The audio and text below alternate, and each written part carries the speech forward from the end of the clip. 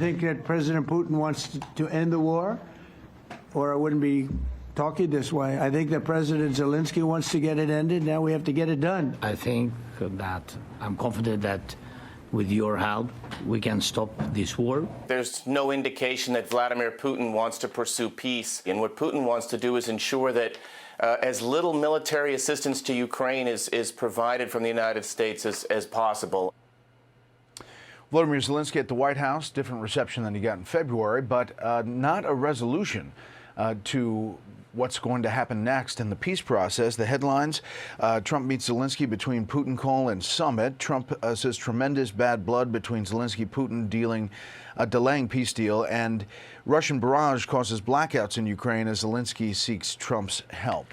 We'll start there with the panel. Let's bring in Mark Halperin, editor-in-chief of Two-Way, Meredith McGraw, White House reporter for the Wall Street Journal, and Mark Penn, former advisor and pollster for President Bill Clinton and CEO of Stagewell, chairman of the Harris Poll. Mark Halperin, it doesn't seem like Zelensky's leaving with what he thought he was going to leave with, perhaps Tomahawk missiles. No Tomahawks, and the president downplaying the Tomahawks and upselling the concept that Putin will come to the table. I don't know what leverage the president's developed over Putin in the last couple of days, where he's toggled back and forth between saying yes Tomahawks, no Tomahawks, maybe Tomahawks, but he says he's going to meet with him, and at some point the war will end. I don't see the current trajectory for it to end, because again, I don't see where the leverage is to get Putin to give up what he wants to do, which is win the whole country, not just freeze the lines and take what he's already won. Meredith, the president saying it was very interesting and cordial, but he wants to stop the killing, make a deal. What about today? You know, I was there in the cabinet room when President Trump and President Zelensky met, and there was definitely a warmer feeling than we've seen at past meetings. And I do think there's a real sense inside the White House that there's some momentum, especially after the Gaza ceasefire. But, you know, there's still so many sticking points. Zelensky really was hoping to get some more security guarantees, perhaps these Tomahawk missiles, but that certainly seemed to change when President Trump spoke with Putin yesterday. And I think we're all looking ahead to this potential meeting with Putin and Trump and potentially Zelensky in Budapest. But it seems a lot needs to be decided before then, but there is a real sense, I think, of optimism and momentum following what we saw in the Middle East. About the Tomahawks, Mark Penn, there has been sort of an evolution, perhaps, after that call with Vladimir Putin. Take a listen. I might have to speak to Russia, to be honest with you, about Tomahawks.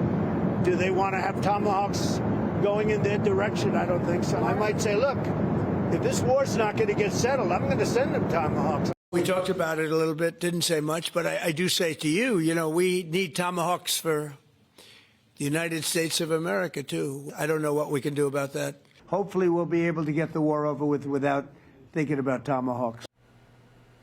So, why that's important, Axios writes the Tomahawk missiles could be a game changer. The missiles can typically travel 1,250 to 2,500 kilometers. Some critics argue the 2,500 kilometer peak range is a historical exception and probably not reasonable, but even the lower end would put Moscow in range of the border with Ukraine. And as you look at the map of Ukraine, Mark, really things have not changed. And most people say, listen, you have to do something to pressure Putin. Every phone call seems to be he's on board, but then not. Well, look, Trump is a master negotiator, and he did play the Tomahawk card here. Then he got the call from Putin.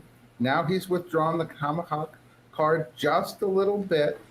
Look, Trump knows that he can't have another pointless meeting with Putin, that he's got to get some results out of it. Otherwise, it's going to look like Putin's playing him. And he's going to put the Tomahawk card back on the table if nothing comes of this. So I think he's playing this just right. He's played it just right with Israel and Hamas. And I think he's getting the people back to the negotiating table here after things had totally broken down. And that's how he's playing this Tomahawk card. Yeah.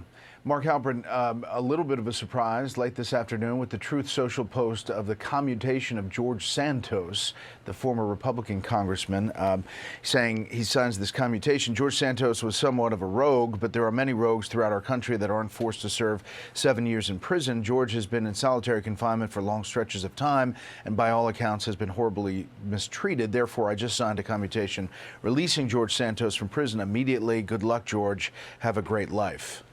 How about that? Yeah, I mean, you know that expression, I didn't have that on my bingo card. I think we all have this on our bingo card. I mean, it's the least surprising story. Trump commutes the sentence of Santos.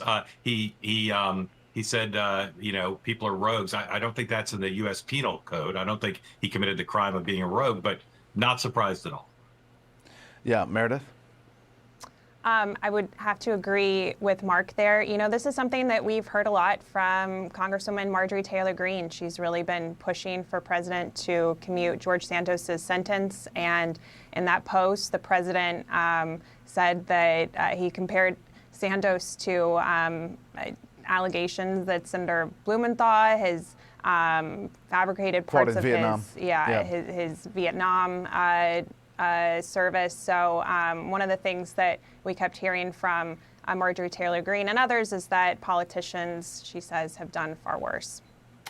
All right, and finally, China. Trump Treasury Secretary Bessent to speak with the Chinese trade counterpart today. The scheduled conversation could signal progress in the U.S.-China relationship, which hit a rocky patch last week after President Trump reacted to Beijing's new export controls by threatening an additional 100% tariff on Chinese imports. Maria Bartiromo asking about that. If you put that 100% tariff on top of what's in place already, you're talking about 157% tariff on China. Can that stand? No, I mean, what is that going to do to the economy? It's not sustainable, but that's what the number is. It's probably not, you know, it could stand, but they forced me to do that. I think we're going to do fine with China. I get along great with him, but we have to have a fair deal. Mark Penn, it's not sustainable, according to the president. Well, and he's right, it's not sustainable. And this could be tougher than the Ukraine war.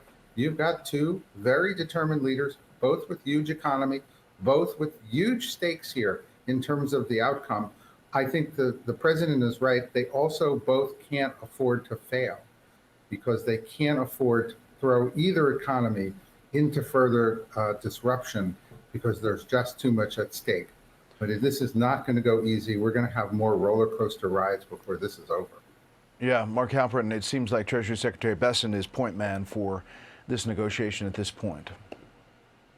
He's heavily involved in the appointment on the economic piece of Secretary Rubio on the national security. The vice president's involved. This is the biggest project of the administration. Ukraine gets attention, of course, big project, Middle East, big project, U.S. domestic, big projects. But this is the president wants by the end of his term to reshape the relationship with China. It won't happen in this meeting in Korea. It won't happen in this round.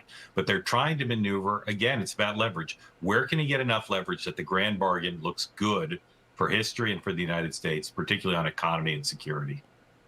All right, panel, stand by. Hi, everyone. I'm Brian Kilmeade. I want you to do me a favor. I want you to click to subscribe to the Fox News YouTube page. This is the only way that I know for sure that you're not going to miss any great commentary, any great news bites, any great interviews coming your way on Fox. You can get it all here on YouTube. So subscribe right now.